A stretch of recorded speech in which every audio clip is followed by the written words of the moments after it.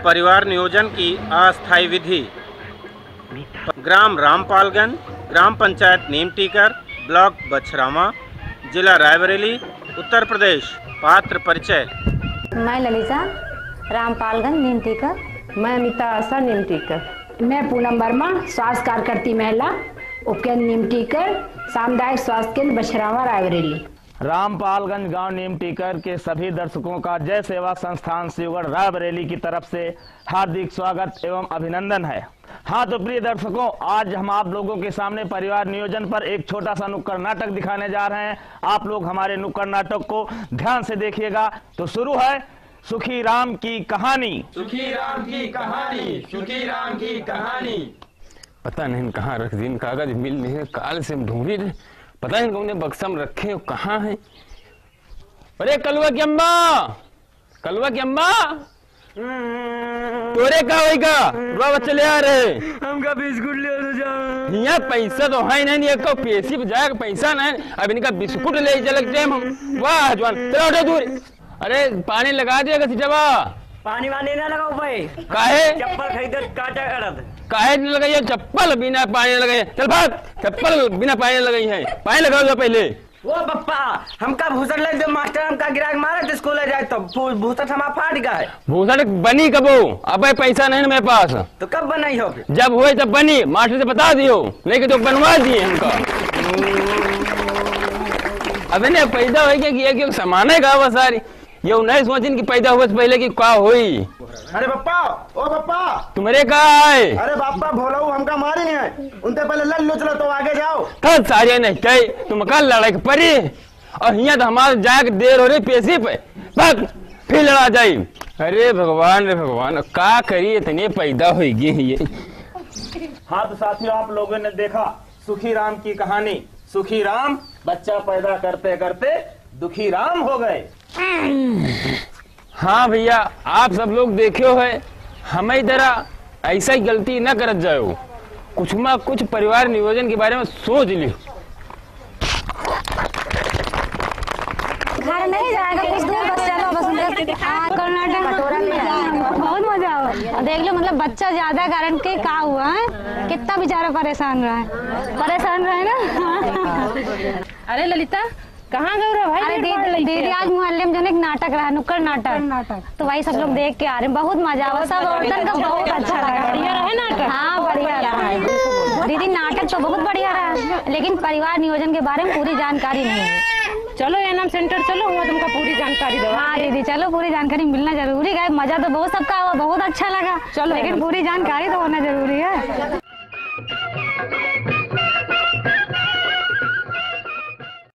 दीदी नमस्ते। नमस्ते, आओ अमिता बैठो। अरे अमिता, इनको कहाँ ले आई? कोई दिक्कत है क्या इनको? नहीं दीदी, गांव में परिवार नियोजन पर एक नाटक हुआ था, नुक्कड़ नाटक, तो हम कहें चलो नंद दीदी के पास चली, वहाँ तुमका विस्तार से नंद दीदी समझा दे है परिवार नियोजन के बारे में। अच्छा ठीक है। हाँ दीदी, आप हमें ये बताइए कि परिवार नियोजन क्या है? परिवार नियोजन एक ऐसी विधि है जिससे हम अपने परिवार को सीमित रख सकते हैं। कितने बच्चे होंगे, कितने अंतराल पे होंगे, ये प्रक्रिया में ये मदद करता है। पति पत्नी अपने मर्जी के हिसाब से बच्चे पैदा कर सकते हैं और अनचाहे गर्भ को रोक सकते हैं। ढेर सारी प्रक्रियाएं हैं जो पति पत्नी अपनी इच्छा अनुसार इस्तेमाल कर सकते हैं। कुछ प्रक्रियाएं बच्चों में अंतर रखने के लिए मदद करती हैं और कुछ प्रक्रियाएं पति पत्नी को परिवार नियोजन में मदद करती हैं।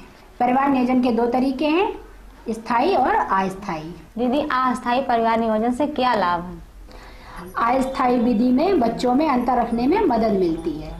अगर आपका परिवार इस बच्चे से पूरा हो गया है तो आपको नसबंदी कराने के लिए तब तक इंतजार करना चाहिए तब तक आपका शिशु 1 वर्ष का ना हो जाए, तब तक आप अस्थायी परिवार नियोजन अपना सकते हैं। अस्थायी विधि से परिवार को सीमित रखा जा सकता है।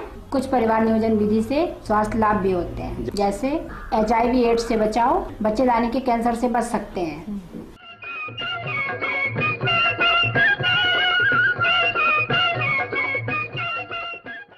दीदी इनका बताओ कि अस्थायी विधि कौन कौन सी होती हैं? अस्थायी विधि बहुत सारी होती हैं, जैसे कंडोम, गर्भनिरोधक गोलियां, कॉपर टी और लैम विधि है एक, उसको भी अपना सकते हैं। जी। सबसे पहले हम आपको कंडोम के बारे में बता रहे हैं। जी। कंडोम एक आसान और सुरक्षित विधि है। इसको इस्तेमाल करने से गर्भ नहीं ठहरता है। हर बार नया कंडोम इस्तेमाल करना चाहिए। कंडोम को इस्तेमाल करने के लिए किसी भी स्वास्थ्य कार्यकर्ता की जरूरत नहीं रहती है। ठीक है दीदी।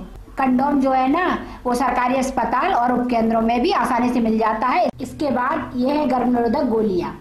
इसके बारे में हम आपको बताते हैं। गर्भ निरोधक गोलियां आसान और सुरक्षित भी हैं। ये गर्भ निरोधक गोलियां हर रात को एक गोली खाना चाहिए, जिससे गर्भ नहीं ठहरता। इन गोलियों को खाना बहुत आसान है। ये गोलियां यौन रोग और HIV से सुरक्षा प्रदान नहीं करती हैं।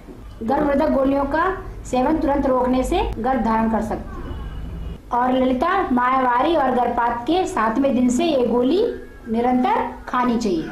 दीदी गोलियां खाने से कोई परेशानी भी होती है क्या?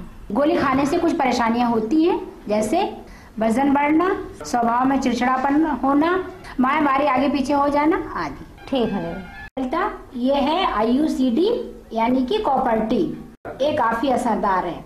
इस विधि को इस्तेमाल करने से गर्भावस्था को 5 से 10 साल तक रोका जा सकता है और जब चाहे इसे आसानी से निकलवा सकती हो। यह विधि HIV और यौन रोग से सुरक्षा प्रदान नहीं करती है। इसको तुरंत निकालने से गर्भ धारण कर सकती हो। दीदी ये बताओ, इसको लगवाने से कभी कोई दिक्कत भी आती है? हाँ, इसको लगाने से कभी दिक्कत आती है। कभी कभी खून आना, सुन्न होना, माहवारी लंबी होना, पेड़ों में सूजन होने का खतरा रहता है। और ललिता, इसके अलावा एक टीका है DMPA। अब हम उसके बारे में तुम्हें बता रहे हैं। यह गर्भ निरोधक टीका है। दीदी इस टीके को कब लगवाना चाहिए? गर्भ धारण को रोकने के लिए महिला को 3रे महीने लगाया जाता है। अगर महिला गर्भवती नहीं है तो कभी भी DMPA टीका लगवा सकती हो। क्या दीदी दूध पिलाने वाली महिला भी इस टीके को लगवा सकती है? यह टीका धात्री महिला भी लगवा सकती है। इसको लगवाने से उसकी दूध की गुणवत्ता और दूध बनने की क्षमता में कोई असर नहीं होता है और इससे बच्चों को कोई खतरा भी नहीं होता है। गर्भपात या माहवारी के 7वें दिन के बाद लगवाया जा सकता है। जब आप बच्चा चाहें तब ये टीका न लगवाएं। टीका न लगवाने के 8 या 9 महीने के बाद ही गर्भधारण किया जा सकता है। ठीक है दीदी। ललिता, हम तुम्हें एक प्राकृतिक विधि के बारे में बता रहे हैं। उसका नाम है लैम। लैम एक सुरक्षित अस्थायी परिवार नियोजन की विधि है। लैम वही महिला इस्तेमाल कर सकती है जो स्तनपान कराती है और उसे 3 बातों का ध्यान भी रखना जरूरी है। वो कहाँ है दीदी? बच्चा 6 माह से कम हो, माहवारी ना आई हो, माँ दिन रात स्तनपान कराए और ऊपरी आहार बिल्कुल न दे। ललिता, हम तुम्हें एक विधि के बारे में बता रहे हैं, पारिवारिक जागरूकता विधि। दीदी इस विधि में क्या होता है? इस विधि में महिला अपने क्षमता दिन को पहचान ले। पति पत्नी जब भी पास आवे कंडोम का इस्तेमाल जरूर करें। यह विधि 2 तरीके से की जाती है, कैलेंडर के माध्यम से और लक्षण के माध्यम से।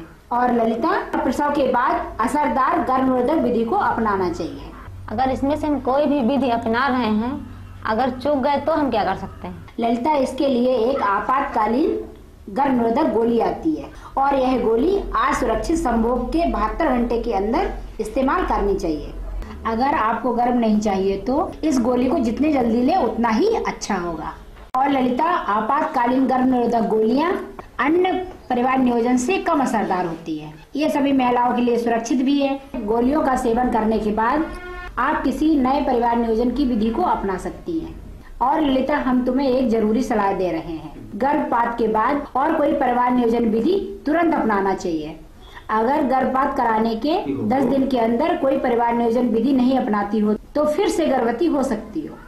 दीदी हमको ये बताओ, अस्थायी परिवार नियोजन अपनाने के बाद आने वाली समस्याओं को कैसे सुलझाएं? परिवार नियोजन अपनाने के बाद अगर कोई समस्या आती है तो तुरंत सरकारी अस्पताल जाकर डॉक्टर से सलाह लेनी चाहिए। ठीक है दीदी।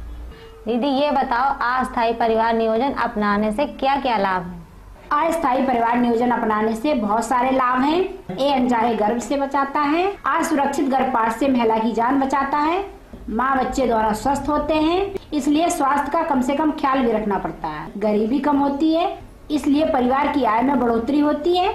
महिला, परिवार और समाज के स्वास्थ्य में बढ़ोतरी होती है और अपना जीवन खुशहाली से व्यतीत कर सकते हैं। इसलिए हम सभी से निवेदन करते हैं कि अस्थायी विधि को अपनाना चाहिए। हाँ तो साथियों, आप लोगों ने देखा, यदि सुखीराम परिवार नियोजन के साधन जैसे कंडोम, कॉपर टी या गर्भ निरोधक गोलियां या एक प्राकृतिक विधि लैम आदि इनमें से कोई भी एक अपनाता तो आज वो दुखीराम ना बनता, सुखी राम ही रहता।